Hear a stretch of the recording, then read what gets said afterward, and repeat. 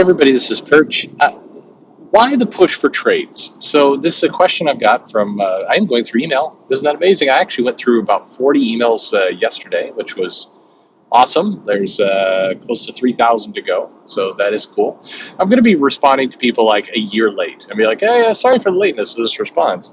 I get hung up every now and then. I try and just answer quickly, one sentence, two sentence things, so I can, get at least some answer back to people, and then I'll hit some email with a really awesome kind of question. It's like, and I spent like an hour writing several paragraphs, which I did just now before getting in the car. But this question comes to me, which is, why does there seem to be a push for trades? If you look at kind of creators and publishers in particular, people on social media, more on Facebook than Twitter, I'm not entirely sure what that means, but you see these comments of basically, floppy comics are going to die. Trades are where it's at. The industry is moving for trades. Everybody wants trades. People should just be writing OGNs, and this whole idea that we're still producing monthly floppies is kind of that's the primitive part. And when are we going to get to trades?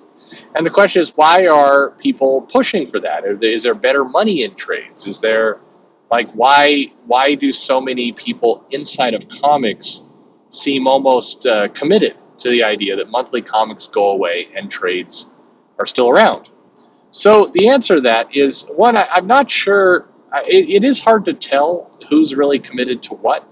A lot of things get said on social media, and I don't know how many of these are hardened opinions. I do know that comics in general, and this far predates social media, has an echo chamber problem where somebody will kind of get an idea in their head and then everybody will run with it, even if it's wildly inaccurate. And this has been true forever. Like I've talked to people. I'm still working my way back. Some of the interviews I've done lately are people worked in the 80s. I've talked to some people who worked in the 70s, and there's always everybody just believed this in the industry at the time, but then later we come to realize that wasn't true. But we held on to that belief for a long time, and I think there's a belief right now in the industry that floppies are dead.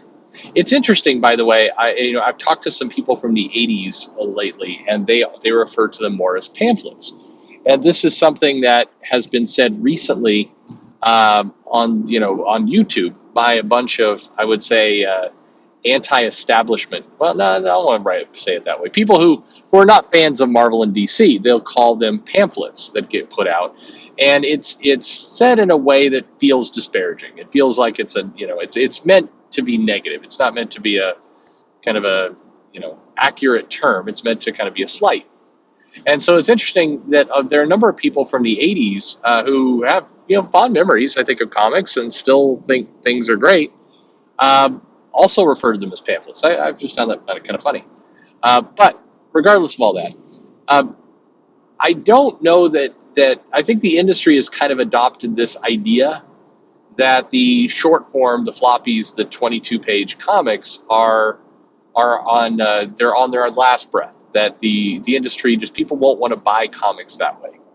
And I think that's one of these examples of kind of tribal knowledge that's wrong, of incorrect assumptions people make. I don't think the market is sick of 22-page comics. I think they are sick of paying $3.99 each for them. And I think they're sick of the fact that these comics are really only in specialty stores. So you can't find them in the newsstand. You can't find them everywhere. So you have to kind of go to a specialty store in order to pay $3.99 to get 22 pages of comic. And the comic is being written in a super decompressed way that you're not even really getting much of a complete story in that comic. And I think that's the thing that has got people pissed. That's the part that I think frustrates individuals, is that it's the price, it's the writing in the floppy. These are the reasons why people are upset. I don't think it's the floppy itself. Now, I do think that monthly comics and kind of that idea of this short comic that's going to play out month by month, it does have this interesting kind of psychological competitor now, and that's kind of the streaming services, which even at worst, even at kind of what Disney and Amazon have been doing for WandaVision and The Boys, where you get one episode a week, even that feels a lot more brisk and tidy than a comic, where you read something and it comes, the next one's a month later, maybe, if the publisher puts it out on a regular schedule and they don't just randomly kind of change it to be twice a month this month and then skip 2 months, and then like the X titles right now are on an extremely unpredictable shipping schedule. And so I think that is probably the biggest threat to the idea of monthly comics, is the fact that they feel like it's a long time in coming out.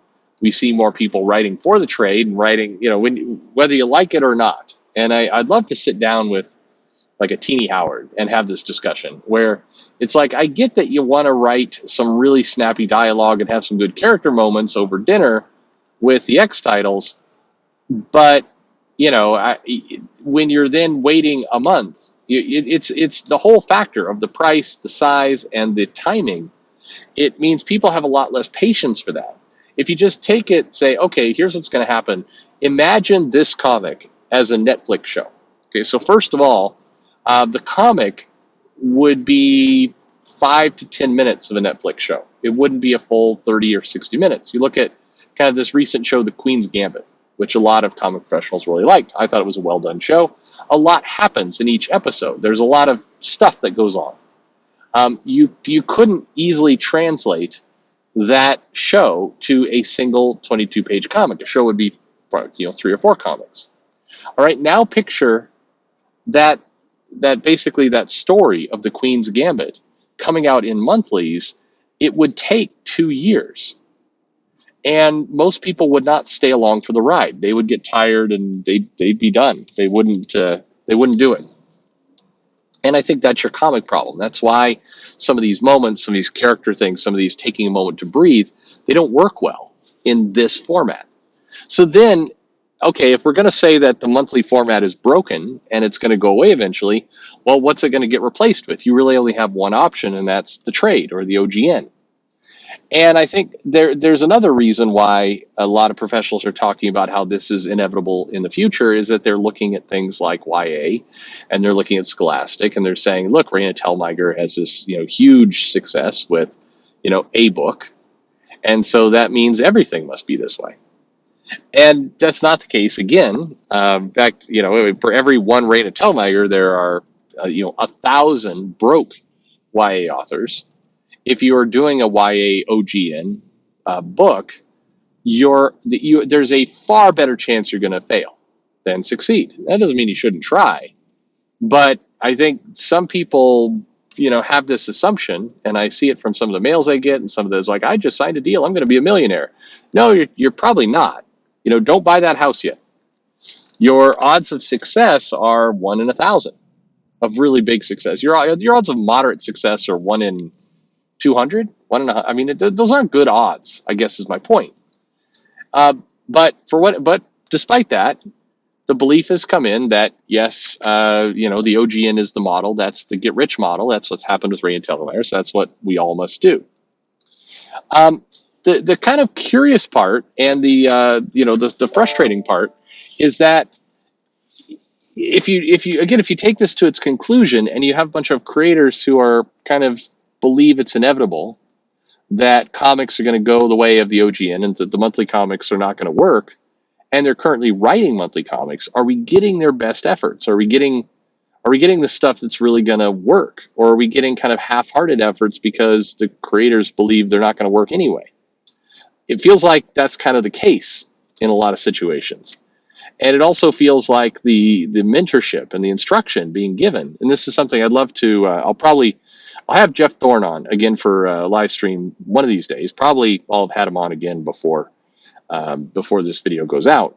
But I want to ask this question to him, which is basically like, how much mentorship are you given? Because there is a style to writing for a monthly comic. There is a pace. There is a way to kind of set up the subplot and put all this stuff out. It's not just whatever you're coming with will work. Just write your story and we'll work the rest out later. That's not how it actually works in comics.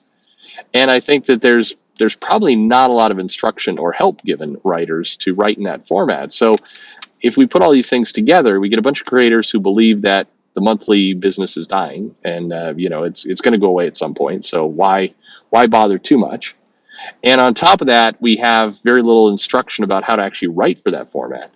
It starts to feel like a self-fulfilling prophecy, and it may very well be. Now, I'll point out the obvious, which is, okay, if monthly comics are dying, why are we still producing over 500 a month of them? And why is it that other regions, notably Asia, are doing just fine with this idea of serialized comics? Why is it that they can pull it off and we have to go OGN? And what are the big OGN successes? If I go to Amazon, I look at the bestseller list. What do I see there? I see House of M. It's doing real well right now because of WandaVision, likely. But I also see, I see stuff like Nubia fall fast. Primer is outselling Nubia by quite a bit right now. The Beast Boy graphic novel is outselling Nubia. So, and the reason I'm bringing this up is not to beat up on Nubia, but Nubia is the most recent kind of OGN they published. And so if it's already being passed by older ones, and I think Primer is a great book. I've heard about it before. I'll be accused of Primer bias at some point in the comments.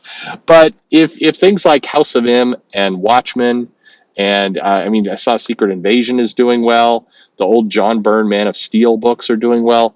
I don't think all the financial signs from the customer base are pointing to this deep desire to go trades and OGN only. I don't think the results we see show that. But I do think the comic industry largely believes this is the case and is what must happen. So it's going to be interesting to see how it all plays out. But what about you? What do you think? Do you think monthly comics are dead, dying, about to die? Is OGN the wave of the future? Is that just what it has? Or are you like, hey, no, they've got it wrong, and this is a case where the industry is going in one direction and customer interest is going in the other? What do you think? Let me know in the comments below. Like and subscribe, and thanks for listening.